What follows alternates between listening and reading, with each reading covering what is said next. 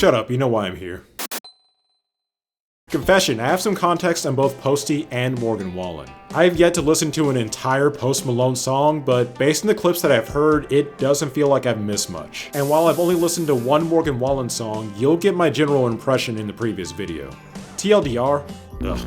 So I didn't go into this with a whole lot of confidence, and it does kind of run against the ethos of the series. Listening to music blind, getting the freshest reaction possible, and only using script writing to make sense of that reaction. Still, this was the top charting song when I looked at the Billboard. Popular music should be given a chance. And I still remember my revelation from last year. There's no such thing as a bad genre, only bad songwriting. So I gave this a go. And I honestly wish I hadn't.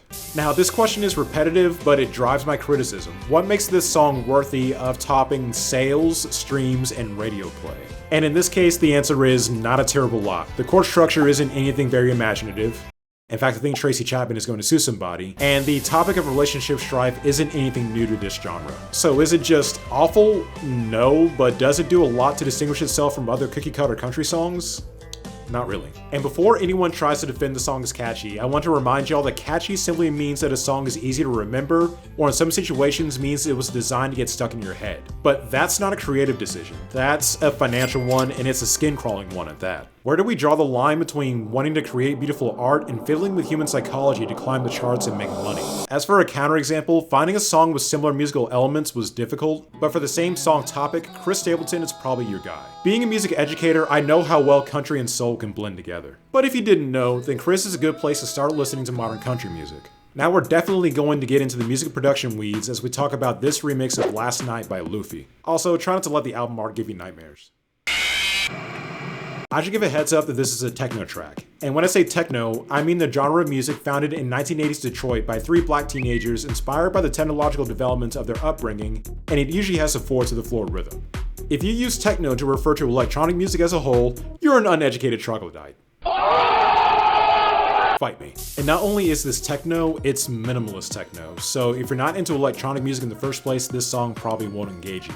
I'll start by giving this song some credit. It didn't do what I like to call an anti-drop, where there's a well-composed build-up to the zenith or apex of the song, only to go right back to material we heard earlier and end the song that way. It's a problem we dealt with before in this series, and unfortunately it happens a lot in electronic music. But I still have 2 gripes. One is that even when we reach the highest point in the song, there's not much of a change in texture or intensity. And I realize that it's a minimalist track, but there's still the feeling that more could be done to usher in what is supposed to be the most absorbing part of the work. On a similar token, realizing that only the most necessary amount of audio material should be used, there's still a way to fill out the gaps in sound and make the track sound more rich, mainly by using reverb and delay, especially if you're going to change the amount of reverb or delay being used over time. To conclude, I wouldn't buy this track, but there are songs that do a lot with very little, and my chief recommendation is Clair de Lune by Bop and Subwave. Not only does it do engaging things with its economy of sound, but it's a solid example of what I was talking about earlier with audio effects that increase and decrease with intensity. All of this creates a gentle musical roller coaster, if you will. Let's continue the trip in my neck of the woods with a track from my favorite trance label, Black Hole Recordings. Similar to most electronic music, especially the techno we listened to earlier, trance music is a slow burn. It builds up to its most precious moment rather than instantly gratifying the listener. This kind of trance in particular is progressive trance, and the atmospheric, dreamlike textures you hear are the subgenre's most well-known characteristics. Not that I'm complaining, they're used well in this track. The vocals are well sung, the build-up to the apex is well written, including the halftime section, and although the apex itself could have been more spirited, it's still appropriate for the overall direction that the song was going. So is it a good song? Honestly, yes, but it still feels like things are being held back in a way. While these kind of timbres have their place, it still feels like something more moving or powerful would be more suitable for the vocals and the chords we have at work. I've also listened to several Ciaran McAuley songs before, and he tends to gravitate towards uplifting trance. Knowing both of these things, I decided to listen to the original mix, which in my opinion ended up sounding a whole lot better. And it's also my counterexample. I feel like you guys would enjoy the OG version more. So far, I've only liked one pop song in this series, but at least in this episode, we found a track to enjoy. I hope y'all are enjoying my journey in holding songwriters to a higher standard. Until next time, peace.